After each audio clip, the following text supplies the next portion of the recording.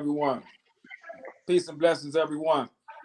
Welcome to another hour, another show with Do the Knowledge Radio with the Not I But Dream Team's own Red Fidel, the incomparable one. And I am the National Chief Strategist of New Order National Human Rights Organization under the awesome leadership of Gerald Emerson Rose, whom I give a strong salute.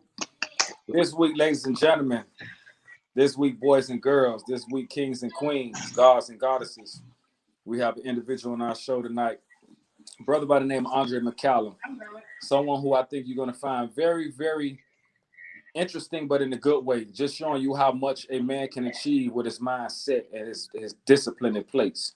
That I definitely see with the brother when I just did my own research into him. But I won't really spoil the moment. I want to let the brother just kind of tell you who he is and what he's about and what he represents himself. So without further ado, I give you, ladies and gentlemen, those listening, those viewing, my man McCallum. How you doing, brother? Man, I'm doing amazing. First off, I just want to say thank you. Thank you for having me. It means the world to be here right now. Sure. I appreciate that, man. I appreciate you coming on, man, because it was kind of like last minute because I think you probably got the invite of just a few days ago. I don't even know if it was 72 hours, but it was very short, and I appreciate you just taking time out your busy schedule to just come join us in the family, come sit with us, come vibe with our family, and get on the radio, do the knowledge and do the knowledge like we normally do on this show. Yeah. Things like this is very important to me because you never know what young man or young woman is watching and might get some gems or might get some jewels that completely changed life. So whatever you need, man, I'm ready to set this show on fire. So that's right. Sounds great, man. So look at first of all, I will admit, one thing I do, I keep it 100. I know very little about you. All I know is what I've read and what I researched, but that's just to me that could be hearsay. I like to actually talk to the person and have the person actually tell us about themselves because no one knows you and know what you represent like you. So with that being said, who was McCallum? Would give us a briefing on who you are and how you came about being into the space that you're in now. Okay, well, just to give a little intro, I was born and raised in Toledo, Ohio, on the south side of Toledo, Ohio. Born and raised, involved with gangs, jumped off the porch at a young age. At 11 years old, jumped off the porch, got into the streets, got expelled from elementary real quick. So I found a lot of trouble at a young age. Raised by a mother, single mother, dad in and out of jail, my dad going back and forth to different rehab centers all throughout the states. And I really had to raise myself. The streets raised me. At 19, I had a young boy, completely changed my life, Red. Completely changed my life. Had my young son and got into the insurance industry. From the moment that I got into the insurance industry, I went from hanging with the wrong people to surrounding myself with the right people. Six and seven figure income earners, people that was born in the right neighborhoods, born with the right mentors. And immediately I started picking their brains, finding out how to live my life, finding out how to run the business. And before you know it, years went by, and I find myself now at the age of 31 with multiple businesses. I'm an agency owner. I run $1 million business here in Richmond, Virginia. So I've moved from Toledo, Ohio to Richmond. I've broken records in the insurance industry all throughout the United States. Now I own also a manufacturing company for boxing. I just released a book called Getting to the Other Side. So I'm a published author. I'm still doing my music. I have music on Spotify, YouTube. So at this point right now, I believe that there's nothing that I can't accomplish. I believe that when you put your best foot forward, you can get exactly where you want in life. And for the young men and young women that's watching this video, I want to make a statement that it doesn't matter where you come from. As long as you believe it, you can achieve it. We control our thoughts. So if you think the right thoughts, you control your thoughts. Your thoughts will control your actions, and you'll have the very best life. Oh man, that right there, man, that was everything in a nutshell, man. That truly was a gem as you mentioned before.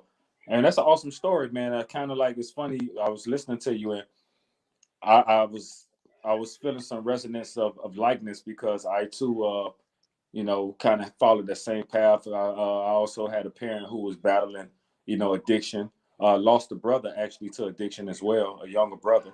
Lost him to it. His fight was, he couldn't fight it.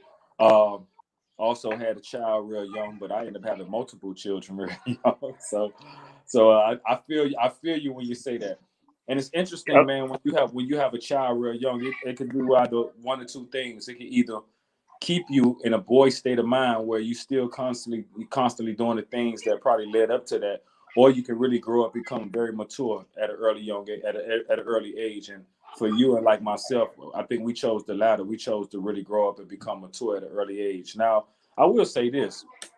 With that being said, at 19, because I think I had my first one around 19 as well, 1920. Did you ever reach a point in your 20s where you feel like, damn, I had kids so early. Maybe I missed out on some things I would have enjoyed at in my 20s, or because you live a life of car seats and diapers and all that other stuff, daycare and all. We lived that. And with me, who had multiple kids, that was just my life for a long time. So Yeah. did you ever feel like in your 20s or something like, damn, I really missed out on something. I missed out on a time when I could have really just like enjoyed me and explore who I was more. No, I didn't miss out on nothing. You know why? Because when I look at the people that were having fun in my 20s, they're still doing the same exact thing. Awesome. So all the people that was going to the clubs and turning up when I was going home and going to work, they're still going to the clubs and turning up. Wow. You get what I mean? So when I look back, I always thought about the future. See, what I didn't want, Red, is I didn't want to be in my 30s and 40s and 50s and 60s trying to figure out what I was going to either do in my life or how to find the next dollar. I didn't want that. I always thought, like, man, you mean to tell me that when I get of age and I get a career that I got to continue to do that for the next 30 years or 40 years just to have the average pension is $2,000 a month. So just to have $2,000 a month, which isn't a lot of money to live off of, I got to work at the same place and do the same thing for 30 years. I didn't want to do it. So I was willing at 20, 21, 22 years old. I seen the big picture. I was willing to do what I had to do. So later in life, I can do what I want to do. Man, that's what, man. It's funny. This about to get real good because I didn't know what to expect, but you I love it. good. And the beautiful thing about it is that though we're talking to the audience, Yeah. like you speaking to me too. You know what I'm saying? Like I've done a lot, but it's still some things I found myself at times kind of trapped in the work matrix. You know what I'm saying? Because but my work has definitely fortified me and given me some good things. But at the same time, when that big picture light turns on, like, what, there's a bigger picture than this. So it's certain things I've been doing throughout the years that have actually led me or had me on that journey. But the fact that you actually saw it at 21, that was kind of like, to me, that's epiphanous. That was like an epiphany to me. You know what I'm saying? And very few people actually see that, but embark upon it and take the challenge of actually traveling that road. And because when it get a little hard, we jump ship. You know what I'm saying? Or we sidetrack, or we go ahead. I'm gonna just ride this shoulder out and I'm gonna let them run. But you stay with it. You know what I'm saying? Even to the point where you say you broke records in the insurance industry and the whole nine. And that's something I want to tap into, because the insurance game I got into for a minute, where I was doing life insurance, and I would consider myself pretty cool at it because I'm a garrulous person and I'm a socialite. So I think you got to have them skills to actually be able to be in front of a person first and foremost, and then learning what to say. That's that comes with time, and then you just add your own personality and swag into the whole thing. But the beautiful thing about insurance, what I found, like, let's just say versus being a car salesman, is that insurance, it sells itself, because it's not like you're trying to swindle or sell nobody. You're really trying to offer them a service. It's on you if you're actually going to purchase this service to better you in whatever endeavor that I'm trying to actually offer you, as far as whatever type of insurance, whether it be life, car, whole nine. So I feel you on that. I feel you on that, man. So I'm just proud that you actually started at 21 and really grasped the reins of that carriage and that horse and rode it, man. It's awesome. At 31 years old, I envy you. I thought I had a few things listening to you, but I got to play catch up, brother. No, listen. Well, here's why I thought like that. Like, I was the same kid that didn't have Christmas. Like, I was the same kid. You know what I mean? Like, I was the same kid going over my granny house, watching cousins get gifts from their parents, but I couldn't get those gifts, and my aunts and uncles wasn't buying me those gifts. I was going back home with socks and Michael Jordan cologne, and Michael Jordan didn't sell no cologne, man. You know what I mean? Right. I don't know where that cologne from. And I was Michael Jordan in the hood. Exactly. So I was the same kid that grew up without, and so the moment I had my son, I made a commitment. He's not going to be raised like I was. He's not going to have to go through the same thing that I had. So I had a purpose, and I think that's what separated me from the average, 20, 21 year olds that was to my right and to my left, is that I had a purpose, and I was willing to do anything legal to make sure that I made it happen. Awesome. So the first, let's talk about this journey. So the first endeavor you went into, you said, was life insurance, right? Correct. So when you went into life insurance, you went into what part of the insurance agency? Auto insurance, life. Well, you said life insurance. My bad. So you Yeah, already told me. So were you selling term or whole? all of it, You were selling all of it. all of it. So do you have your securities and all that too? No, just strictly life insurance. So Okay, just strictly the life insurance. I didn't get into the retirement accounts and things like that. got you, got you. How long did it take you to actually realize, like, wow, I got a niche for this. I can really do this. When I saved about 20 grand, I was 20 years old and I had $20,000 in the bank. And I remember giving my kid's mother my debit card for her to go shopping. And it hit me like, hold on, like, I don't know another way to get $20,000. Like, this is real. So then the only thing that I told myself was, how long can I keep this up? Am I going to be able to still do this 5 years from now, 10 years from now? And I'm here to tell you, at 31 years old now, is long term. The insurance industry is a business where you only get better. You only get better. You can't get worse. If I was a professional athlete, every year that I'm in that industry, I'm gonna start getting slower. You get what I mean? My points. I'm not gonna be able to score. Jordan couldn't score the same amount of points at 40 that he could at 30. That's right. In this industry that I'm in, 10 years from now, I'll be even better than what I am today. Wow, wow, wow. Because it's wisdom. That's real, brother. That's real. That's really real, and a lot of that is based on building your team, I assume. Yeah, it's two routes that you can. It's two routes that you can take in the insurance game. You can go the producer route, and you can be a producer in and out the field, creating your schedule, making it happen, or you can make a little bit more sacrifices, deal with a little bit more stress, and build a team. You successfully build a team like I did. You can slowly remove yourself out of the field so that you're not Exactly. out selling anymore. Now you're motivating, you're giving incentives, you're coaching, you're managing the business on the books. The Exactly. stuff that we call the boss work. But there's a cost to be a boss. You got to deal with a lot of stress. You got to be a counselor. You got to be a therapist. You're a motivator. So you're a lot of things in one. And that was the route that I took. That's what I'm talking about, man. How important, for those listening and for those viewing this, I really want you to drive home, like, how important it is for us to at least have some form of life insurance in place. And I say that because my brother, who I mentioned, that God bless the dead, passed away. He left, and like so many, he had nothing in place. So I had to really put my funds together to provide a funeral for him, and to some degree, even GoFundMe with my family. And as helpful as they were, and as obliging as the family were in doing so, it was a light bulb moment for me. Like, damn, man, we don't really got ourselves in place, like. And my brother went through major money, but it's like, it's those small things we don't think about, which is the inevitable things, because we're all going to perish one day. It's like having that in place and understanding that life insurance, good quality life insurance, is very, very paramount in this time right now, because it not only can it bury us, but it actually allows us to leave something for our families. And in many cases, a lot of those other people been using it to fund colleges and to fund the Yeah. kids' college, doing all kind of things with it. So just kind of like delineate and explain that to the people, because a lot of people really don't look at that and they don't see the importance of having it. Yeah. Well, when I go out into the field or when I'm meeting with anyone, typically this is what you see in this industry. You see, number one, either people have no life insurance, or two, they only have group insurance. But once you leave your job or retire, you typically lose your group insurance. Exactly.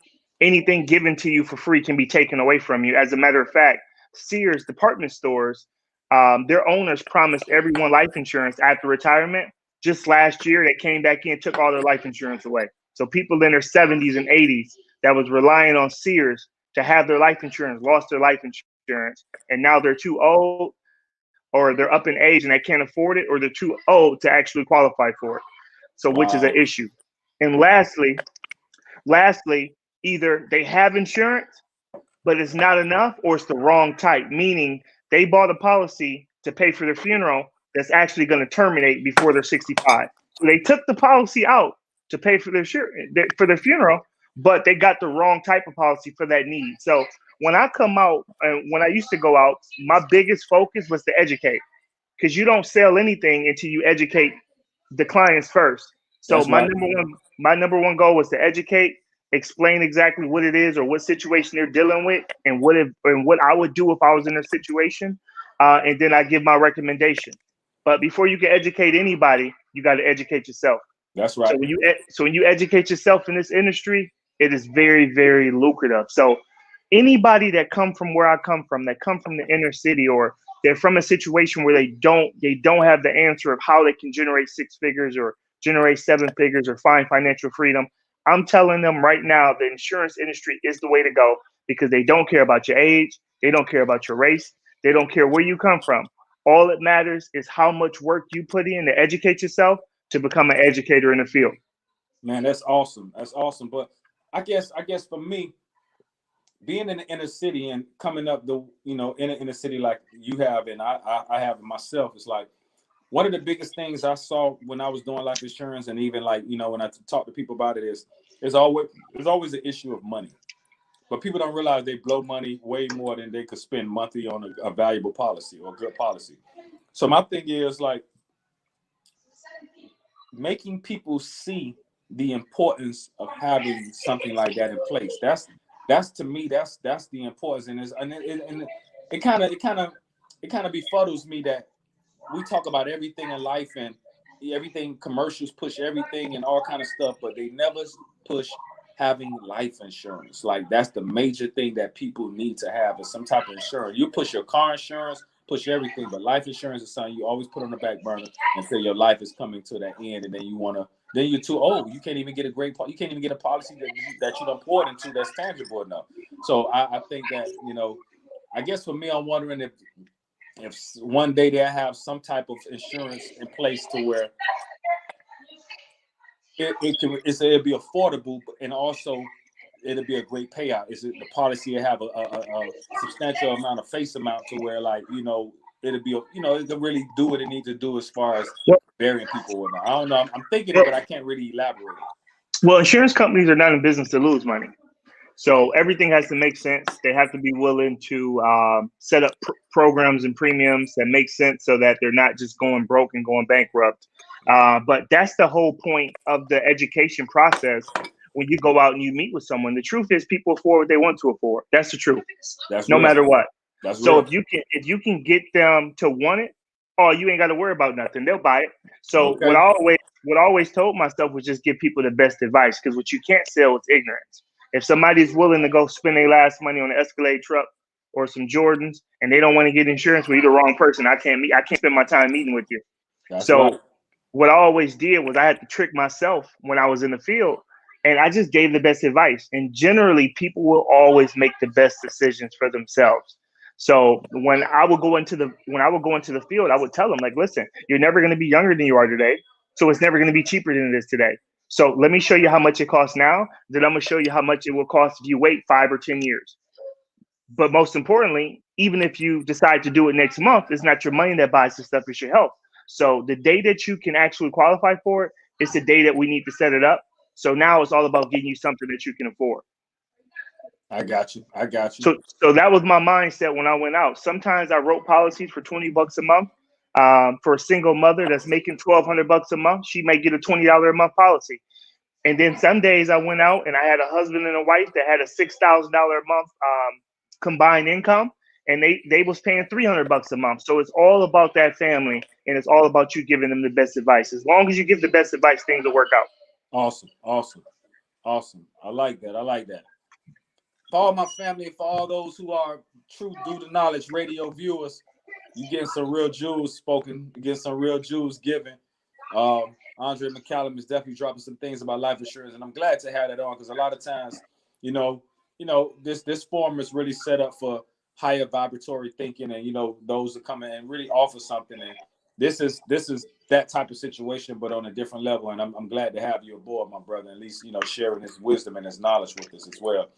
But the beautiful thing about it all is that that's just one facet of you. Now we're going to turn the page. Let's turn the page. So after the life insurance, what was the next hat that Andre McCallum put on? Well, you know what? I realized that the things that I was learning in my industry made me who I am. So I was always reading books Okay. and studying and watching videos from the top people, and I slowly became a motivational speaker. When you're in an office every single day and you're motivating people about what they need to do so that they can accomplish what you've already accomplished, by default, you're a motivational speaker. It's not even something. Exactly. It's not something that you have to ask to be. It just becomes you. So I started doing my motivational speaking, and I had a thought. I said, you know what, Andre? If you're going to do motivational speaking, you need a book. You need to have a book written so people can see step by step exactly what you did to get to where you are, instead of just speaking for 10 or 15 minutes. Have a book written out step by step. So what I did was, it took me a year, over 365 days, every single night I was writing, putting in exactly what I did from step to go from no net worth whatsoever, didn't have a penny at birth, to having over a 7-figure net worth, and accomplishing the things that I accomplished. So anyone that's in business, or that's an aspiring entrepreneur, or you've already made it, but you're building a sales team, or you're building a team where they may need to hear the same thing that you're saying from somebody else, you definitely got to get my book, because my book shows step by step exactly the mistakes I made, the things that I've learned, me bumping my head, me falling, me getting back up, and me accomplishing great things. Now, where's your book available for purchase? My book is available on my website. My website is neverstopbelieving.me. I'm gonna write I'm that saying, down myself. Neverstopbelieving.me. yep, neverstopbelieving.me. I didn't put my book is on Amazon. I don't really pitch to Amazon because they take 80% with royalties. So it's directly on my website. Get it from my website, neverstopbelieving.me. And you can actually purchase a book right there. And when was it written? When was it published? I just published it in August. So came to Toledo, had a big book release, published it in August. It did really well. I sold 500 copies within a couple weeks, and the feedback that I got from the book was just unbelievable. But here's the funny thing. The funny thing is, a lot of people bought the book read just to support. They haven't even read it yet. Every single day I get a new guy or a new girl that's like, Andre, I read the book. Dude, greatest book that I've read. Amazing. I learned this, I learned that. So it's only a matter of time before people actually buy it and read it and really pick up on the things that they need to know to go forward. Indeed, I'm an avid reader, so it's something that I definitely want to put my eyes on. I want to share some of that wisdom. I want to definitely get. So I'm gonna check it out, man. Never stop believing.me. I'm gonna check you out. Definitely want to check that out. So Appreciate it. let me ask you this: with doing that book, because that's something that I've actually been kind of like ruminating over and contemplating myself. How accomplishing has that made you feel doing You that? know what? It's something that'll always be written down. Even when I'm dead and gone, my great grandkids that have my book and say my great grandfather wrote this book. Right. There's a book called As a Man Thinketh by James Allen Right. I know that that was version. that was written in the early 1900s, like Right. 1901, and people are still reading that book to this day. So to be able to write a book and have your story written on paper to help someone else is priceless. When I do my motivational speaking events, I can give the books out or I can have them for purchase. So another young man or young woman that don't have a mentor. See, here's the thing: books are the closest thing you get to a mentor.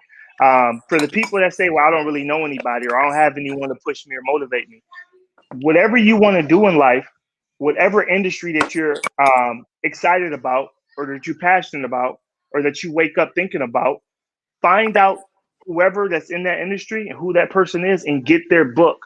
Right. Having their book is like having that person, because they're going to tell you everything that they did and everything that they experienced is going to be written in their book. So to be able to have that book really, it makes me feel that anyone in the inner city, anyone that come from where I come from, can read this book and make it out. And I believe that as well. But I've heard someone say one time, and I want your opinion on this. Like, it's good to follow another person's path and blueprint, but how applicable and how successfully applicable is that when the times have changed? Like, do pathways or blueprints still apply to changing times? I think it's the mindset that's most important. It's the mindset. See, there's a certain there's a winner's mentality that you'll find in successful people. And if you Awesome. I can, like that. Awesome. if Go ahead. if yep, if you can adapt the mindset and adapt the mentality in the way of thinking, I don't care what you do or what you're doing, you're gonna get excellent results. You see what I mean? Like, Right. I guarantee you, Michael Jordan has the same mindset that Floyd Mayweather has. Different industries. You got hooping, you got boxing, but they got the same mindset. I guarantee you that Floyd Mayweather got the same mindset that Serena Williams and Venus Williams have. I guarantee you that they got the same mindset as Steve Jobs, the mindset that he had. When you read up on these people, you'll see that they have zero tolerance for failure. They're all about success. They're obsessed with their work. They put tons and tons and countless hours into getting what they want. They didn't really have a personal life until they accomplished the things that they wanted. Then they had the personal life. So if you can adapt the mindset and the mentality, everything else that'll come with it. That's awesome. And to me, I think it coincides and runs parallel with purpose a lot of times too. It's like living Yeah, in your purpose and kind of like riding the wave of destiny to some yeah, degree. That's an awesome yeah, feeling, man. That's one of the awesome feelings. And I'm pretty sure you heard this statement before. And you said, like, when I've heard something said a long time ago, it was like from a speaker, whereas they said some of the greatest minds and some of the greatest thinkers or the greatest achievers we could have probably ever had are in the graveyard, because so many people never really accomplished or became what yeah, they were supposed to become. You know what I'm saying? yeah, So they died with their own greatness immature. They died with their yeah, own greatness unblossomed. You know what I'm saying? yep, And when you think about it from that perspective, it's like, wow, it's really mind blowing. And if you're a living being, a sentient being, you can't help but wonder, like, what am I doing with myself? How am I yeah, living my purpose? Am I really under the sun rays of my own destiny? So that's yeah, real interesting, man. It's real interesting. This is a very, very good talk, man, because at myself and as a lot of my constituents, my partners, we talk about this a lot. I'm just at a place now in life where I think about that often as it relates to me. You know what I'm saying? Like, what am I yeah, doing? What am I all the things I have done, I'm very, very, happy for, I'm proud of, but at the same time, it's still that thing that sometimes inside, like, I haven't really touched the surface of what I came from whatever realm into this yeah, body to do. I know I'm yeah, just borrowing. I know I'm just borrowing this suit called the body, and yeah, and even with this body thing, because this gonna segue into the physical fitness part of your hat too. So I'm gonna segue into that shortly, but I'm doing it now. It's like, even this body is like, how do I even master this body? yeah, How do I master this body? Not just in the sense of, being able to feed it. That's really on so many levels. We torture the body by overfeeding. But how do I master this body by having it in the most sublime shape that it could possibly be in? Having that yeah, temple so clean, having that, it's all these things I think about on the divine level. You know what I'm saying? To me, I yeah, think that's how you truly honor God. A lot of people, they go into the concept of, you do everything outside honoring God, but you look yeah, like shit. You look like a yeah, piece of shit. And I yeah, hate to use that vernacular, but I'm just being yeah, real. It's yeah, like the first way to honor God and to say you love God is to honor the temple that you was blessed to even have. That maneuver yeah, that allows your spirit to actually function on this plane, this third dimensional plane. You feel me? yep, So it's like, yep, I'm saying that to segue into the physical fitness, how important that is for us to actually keep ourselves physically fit. And that's something that I yeah, see with all your achievements, because you could have just left for that life insurance and just rolled out and, sat behind the desk and do whatever. Then you could have, left for that, your other endeavors for speaking.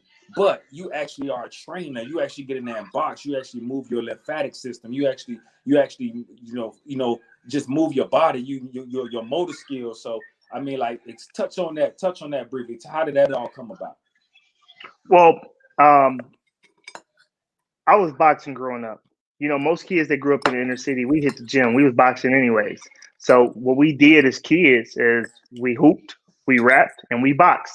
That was the things that we did when we was kids. We loved it. You know what I mean? Right. And my goal was to go to the Olympics and fight in the Olympics and turn pro. My cousin Robert Easter Jr. turned pro. He's been a world champion. He's had tons of success. He's from Toledo, Ohio. I have a cousin named Albert Bill. He's had ton of success. He's on his way to becoming a pro. He's right there, just waiting for his title shot. My Okay. brother Roy Behringer, he turned pro, had success. So everybody that was around me turned pro. I could have turned pro just like them. But when I got into the industry, the insurance industry, I needed to make money. Like when I had my son, I needed to make money. ASAP. I couldn't wait to turn pro. So I had to. Boxing was what I loved. Boxing is what I woke up thinking about. It's what I talked about. I literally eat, breathe, and you know what they say next, boxing. And when I started working, I had to put boxing aside. And as I got um, through my career, I still had the love for boxing. So my son got a little bit older. I said, you know what? I'm gonna start training my son. I'm gonna pick up my son right where I left off, so that he can become gold medal, that gold medalist Olympian. So now my son is 12 years old. He's ranked number one in the country. He has over 80 amateur fights. He's a five-time national champion, and I couldn't be more proud because at 12 I wasn't even boxing yet.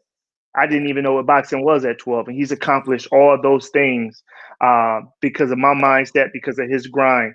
So, in the middle of me training him and working with him, I said, you know what? Instead of me going out buying all these different uniforms and boxing gloves from other companies all these years, I'm gonna create my own boxing manufacturing company. And he inspired it, and we created Boxing Black Belt. So now, not only am I a trainer working with him with boxing, we also have our own brand, and I sponsor kids all throughout the United States. Kids that don't have enough money to go to the tournaments, we send them money to get to the tournaments. Kids that don't have enough money to buy uniforms and boxing shoes and headgears and gloves and cups, we sponsor them and give them these things for free. So when we go to the boxing tournaments now, I'm seeing in a completely different light. People aren't coming up to me going, that's the insurance owner, that's the insurance expert when I'm at the boxing tournaments. They say that's the guy who owns Boxing Black Belt. He just sponsored my son or he just sponsored my nephew. So, man, my biggest goal on this earth is just to make things better off than what they were before I got there. And I'm trying my best to do it not only in the insurance industry, not only with the youth in the inner city, but not only in boxing. Every lane that I can get in. Man, that's awesome, man. And I can relate to that because me, it's funny, man, because I did a little, I was always wanted to be an aspiring boxer. Of course, you you know, come but from the streets. you be slap boxing out in the street all the time. And Yep. that's how I first started. You do that, but real life takes over. So I get it, man. That's awesome. So what weight class is your son in? Or do they have weight classes when they're that young? Yeah, they have weight classes. He started off at 55 pounds. Now he's at 85 pounds. So he's Really? 12. Yeah, he's So 12. He's 85 pounds now. so unbiasedly, and I say unbiasedly because you his pops, unbiasedly, looking at his level of skill set, looking at where he's at and what you poured into him, how would you rate him? And I know you said you gave me all the accolades that he has as far as such and such, Yeah. but you come from that. Like, does your son have that it factor? Yeah, he got it. He got it. He's better than adults. There's pro fighters that's not as good as my son. He's just a mini. He's just a mini right now.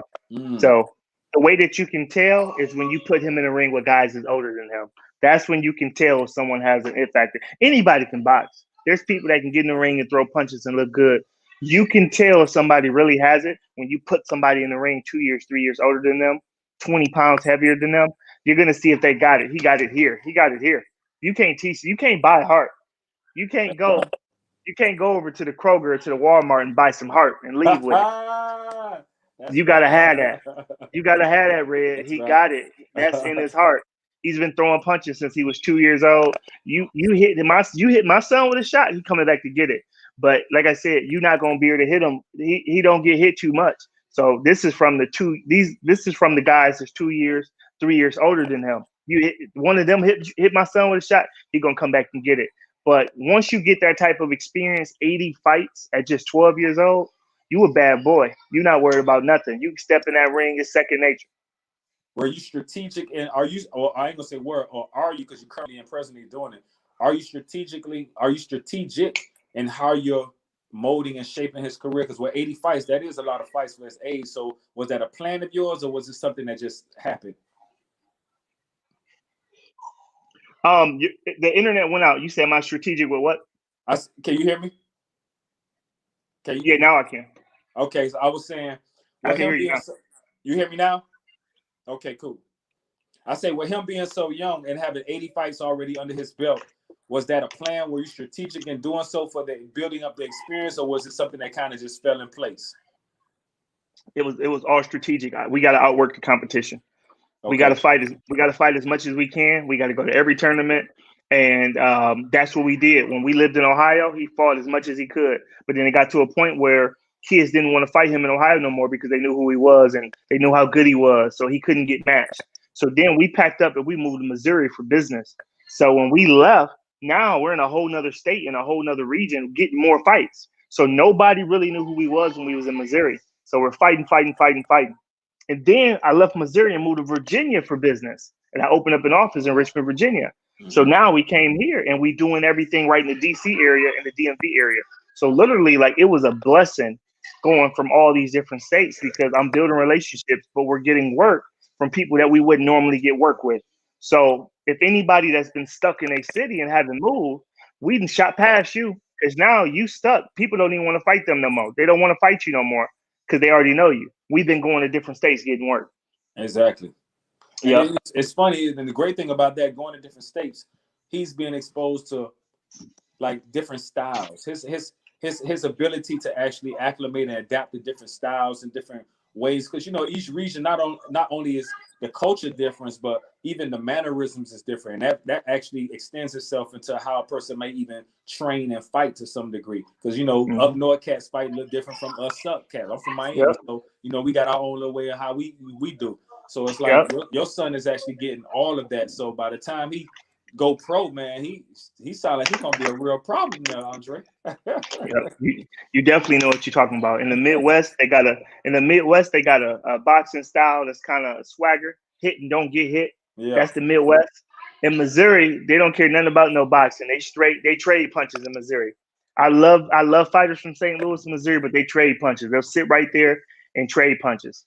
In the DMV, ooh, fighters in the DMV, they pits. You put two bits. You take the muzzle off two pits.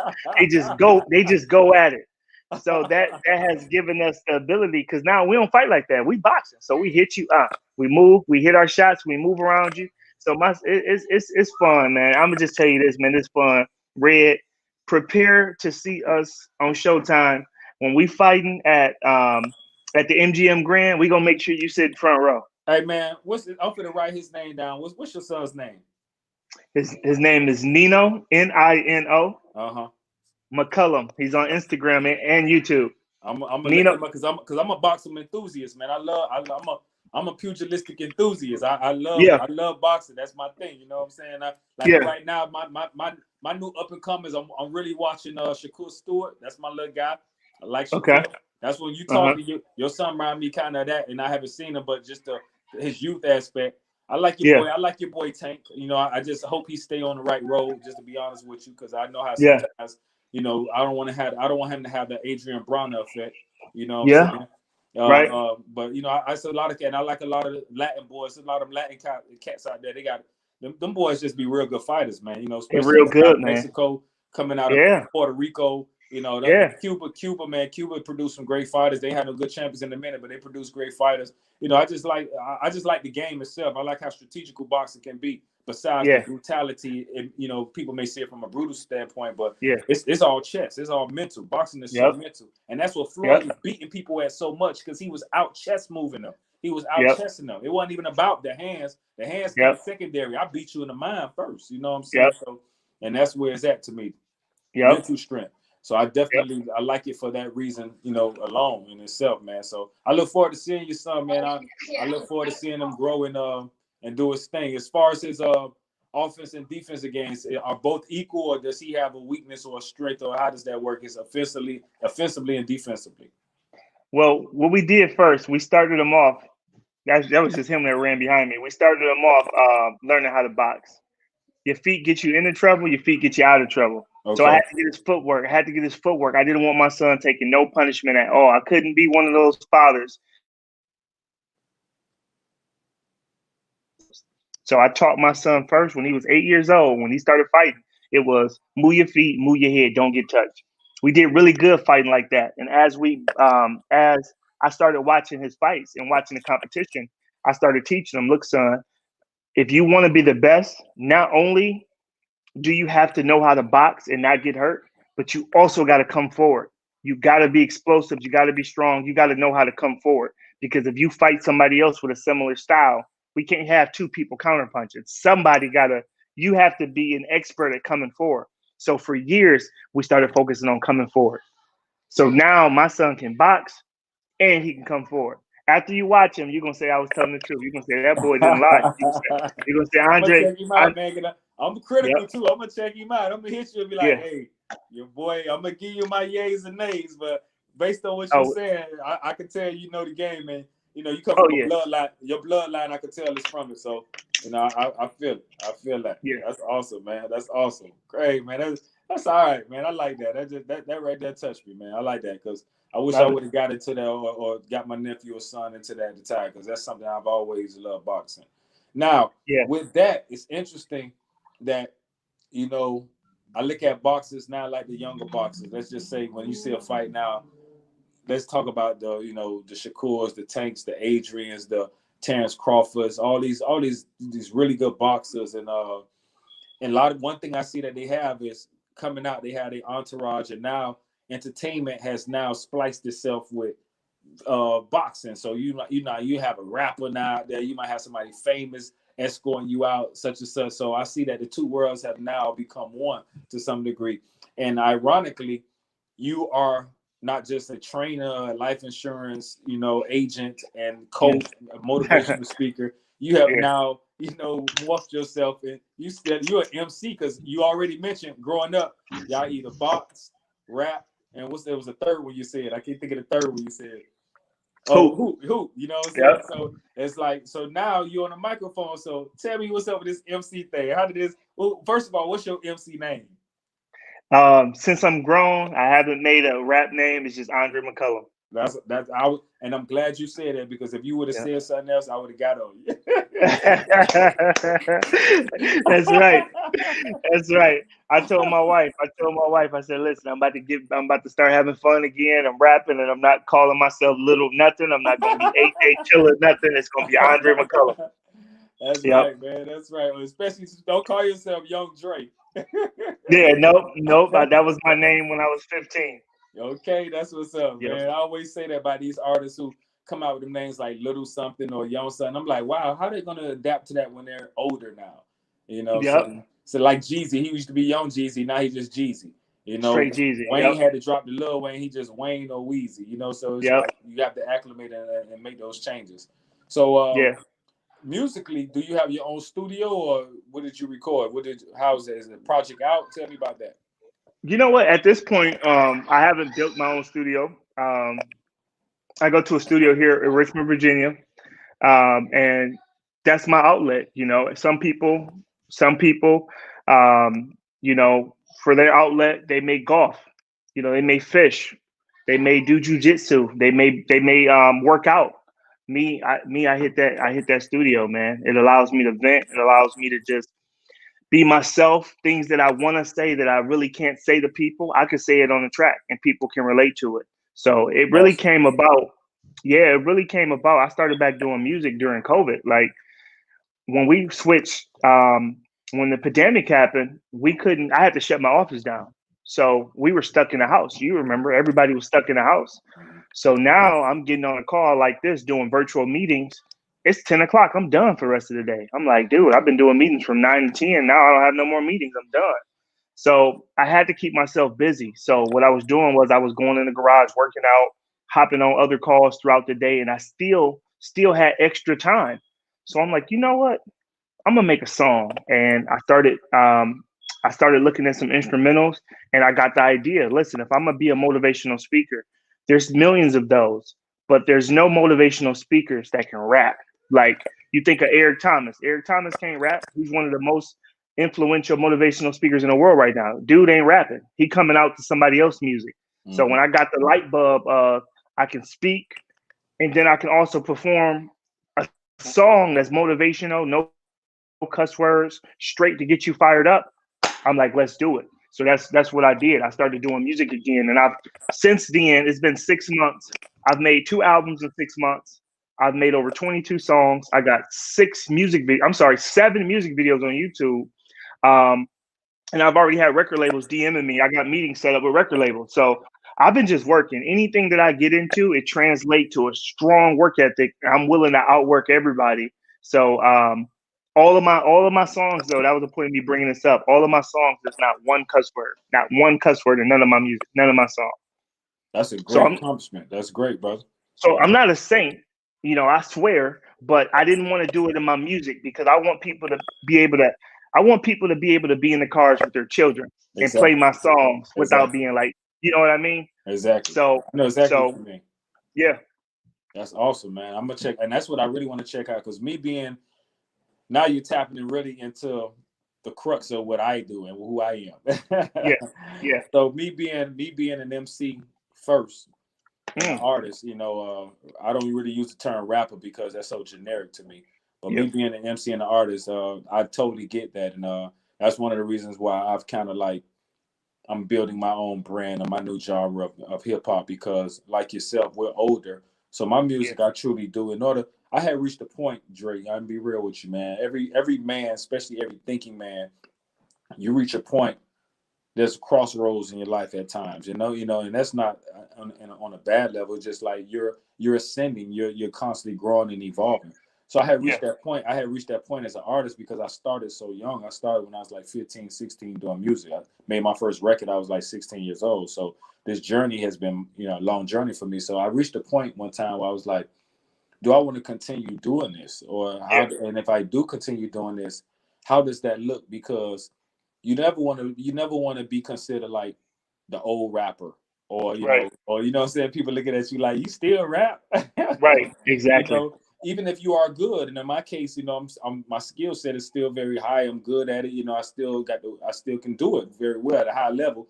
But at the same time, you don't want the external stimuli to have an influence on should you be doing it or should you not be doing it. And that's when the Yeah, light bulb came on for me. Like, damn, you know what? I don't see no rap music or no hip hop music out there that truly appeals to the adult listener and to the mature audience. Even when you listen, like if you see our rap music today or music considered hip hop, it's really young music that now even the grown folks dance to. I see parents dancing to their kids' music and yeah, doing that kind of stuff. Versus when we were younger, our mothers and fathers had their music, whether it was Teddy P or whether it was Smokey Robinson. That was their music from their times that they grew up on, and we had ours. But now there's no separation between church and state. yep, There's no separation between the music. And to me, yep, I think that what that does, it actually digresses us as a people because you don't really allow yourself to grow and mature in areas that are very necessary, because yeah, music is the most fundamental and one of the most powerful tools besides the television that influences you and that actually dictates and controls your subliminal. So if they yep, control the music, then they control the populace. So I say yep, we need music that speaks to us on an adult level, an adult level, because and I thought about it, and it just came on. I said that's how I could continue doing this and not feel like, damn, maybe I'm in a young man sport and I need to bow out this. I need to retire. But yeah, every time I would hear a beat, that same fire that I had at 16 years old, it's still there. It still burns. Do I extinguish the fire because society says I can't do this because of an age situation, or do I yeah, take that fire and I say I apply that fire, I burn another type of candle? Maybe that candle has burnt out and it's time for yeah, me to light another candle with that fire. yeah, You know what I'm saying? So yeah, that's something that I really had to think about and pray on and go that route. So that's the brand I've been building personally. And off this, you and I can talk about it, because honestly, listening to you and seeing where you're at musically, I think that to some degree you and I could join forces, because your music falls in line, and I haven't even yeah, heard it, but just based on listening to you, falls in line with the genre of music, or just the genre of hip hop that I'm trying to now create and brand and make something. So we definitely need to talk about that off this video. So it's something we can do. yeah, this is the way I look at it. As long as we can make music that I'm at a point now where the things that I'm talking about, a 19-year-old not going to be able to even say because they haven't lived through it. You get what I mean? For sure. And the way that I look at it is, do you want to listen to a guy that's making music about what's on his heart and what's on his mind, but he's inexperienced? Or would you rather listen to someone that's not just going through it, they've been through it and they've made it out? Like a lot of the young hip hop rappers right now, they're talking about what they're going through. All of them is saying the same thing. Like, my mama Right. was gone, my daddy was Right. gone, my dude Exactly. a shooter. This is what I was, Exactly. you know what I mean? Like, Exactly. all right, listen, we got something for you. I'm not only gonna tell you that happened to me, but I'm gonna tell you how I got out. I'm gonna tell you how I Right. made it out. Right. So what I've done is I've realized the bars is still there. My wordplay is impeccable. So I'm able to make music that the adults can listen to. But not only that, you got the 17, 18-year-old kids going, dude, the truth. So man, I'm having fun with it, man. I'm having fun with it. I mean it. Man, and that's the biggest thing, man. Having fun with it, man. I like to hear that, man.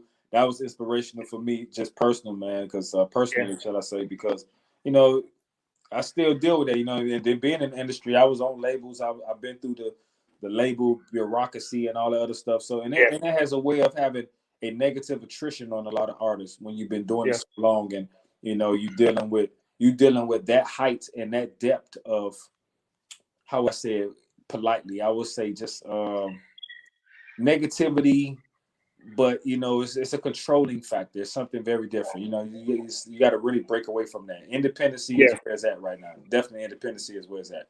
So, man, I appreciate that, and I can't wait to hear your music as well. Now, where can I go find that music at? Man, you can go on YouTube right now, type in Andre McCallum. All right, I'm gonna You, I'm gonna check you out as soon as we hang up, and I'm a vibe on that because that's my thing. I'm a vibe on it. I got my own studio in the crib. I got everything. I built my own situation, so I go record how I want to. You know what I'm saying? oh, you really do it. You really do it Yeah, then. yeah, yeah, yeah, yeah, You yeah. really do it. You Yeah, really do it. Now, it's see, for real. I stepped away from it, Red, for so long, and look, I never thought that I would really rap again. I hear rappers and I know what I like, but I never thought I would do it again. But when you keep doing something, you get better and better. And now I've been doing it for the last 6 months consistently. I feel like I'm the best that I've ever. I'm the best that I've ever been. Because you have something to say. You lived. That's right. You was able to actually grow food before you put it on your plate. These Hmm. cats, you know what I'm saying? I mean that from a mental place. You know what I'm Yeah. saying? And that's you Yep. got so much to feed the people because you grew a harvest. You got a farmland. You got a plethora of information, a plethora of wealth, in the sense of knowledge and things you can offer, jewels and gems. So, and I tell people sometimes you got to live a little. Music is a reflection of living. It's a reflection Yep. of what have you done. Yep. How can you provide me something? So basically, what you said is you offer a solution to the problems that all these artists are regurgitating over and over. Like, again, Yep. my mama went through this. My daddy ain't here. I'm selling Yep. this. I'm such and such. Man, that's redundant, and it's not even Yep. true half the time. Most of it is Yep. lies. It's because Yep. real dudes don't even get into talking like that. You know what I'm saying? Yep. Real dudes Yep. who doing it, we don't do that. You know what I'm saying? So Hmm. I definitely feel you on that, man. I definitely feel you that they're having a son. You trying to set definitely another bar higher for your son and show a better example. And I appreciate that. I really appreciate that. Appreciate you, my brother. But look, man, we Appreciate definitely you. we done got to the end, man, and that was a quick hour that I just enjoyed you, man. Like, for real, man. Like, I want to build with you. I feel like you're a kinfolk that I ain't never knew I had somewhere, man. Come on. I'm Come on. That's vibing how with it you, is. man. For That's sure, right. man. I know a lot of people probably say that, lightheartedly and all, but I'm at a place where I'm just trying to connect with like souls, like minds, and those that can actually, help me advance and, help me really deal with some of my own weaknesses, my own inconsistencies and things like that. And it's a lot of things that you offer, just from a personal perspective wise, and about your own life, that were very, very effective in me applying in my thought process. When I sit down and I meditate tonight, I'm gonna meditate on some of the things you said, especially about your book and how you aligned it and different things and discipline. Everything I heard from your whole walk, all the walks you went, I heard that's the words I saw was consistency, discipline, resilience, and perseverance. You know what I'm saying? And the end of it equaled failure is not an option. And that's what it was about. You know what I'm saying? So I definitely feel that, my brother, and that's something that, you know, that's very admirable, man. I'm glad Gerald hooked this interview up, because I was like, man, who is Andre McCallum? I don't know who this That's is. right. Yeah, You yeah, know? yeah. And Man, brothers like you need to be above the radar more, man, not under the radar. I'm gonna make sure I definitely big you up and mention you more and more, man. And hopefully we can do some music. I'd love to do something with you. And like you, I don't really use a lot of, you know, invectives and expletives in my music. I try to have my music on a very high vibratory state that where adult minds can resonate with it. And even if you're a younger mind, there are a lot of young minds that they can resonate with it because they're thinking on that. But I'm not trying to target them or appeal to them. I'm appealing to them people that got to go to work every day. That's thinking 401ks. That's thinking stock market. That's thinking legacy. You know, I'm trying to appeal to those minds. You know what I'm saying? So that's what it's about. Man. But look, before we leave, man, and because I know it was quick. Let the people know again where they could purchase your book. Again, also your music. If you want them to kind of keep up with your son too and how he's progressing boxing, feel free to do that. That could be a bit personal, but I think that if your son's gonna be the next us boxing enthusiasts, we need to know about him too. So definitely just let them know.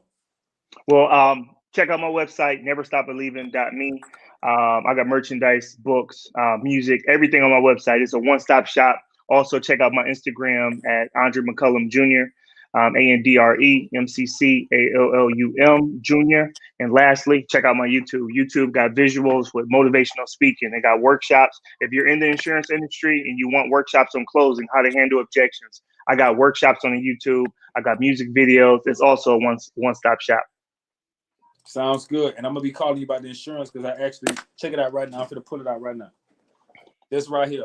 I'm actually studying right now to get my license. I've been on a temporary license for the longest, and now Georgia won't allow me to utilize it no more. Wow. So I gotta go get my tangible life insurance. So I'm gonna go ahead and get it. I'm studying it right now, and I'm gonna go ahead and take it and get it. I didn't know what I want to do with it, but listening to you tonight, and this was a clear sign from the Most High that okay, go ahead and get it, because I ain't gonna front. I was like, I ain't really what I do. I don't really need no insurance. I don't know if I want to be out there dealing with that. But listening to you tonight made me keep this, because I was gonna slough this and probably discard it. So I said, you know what?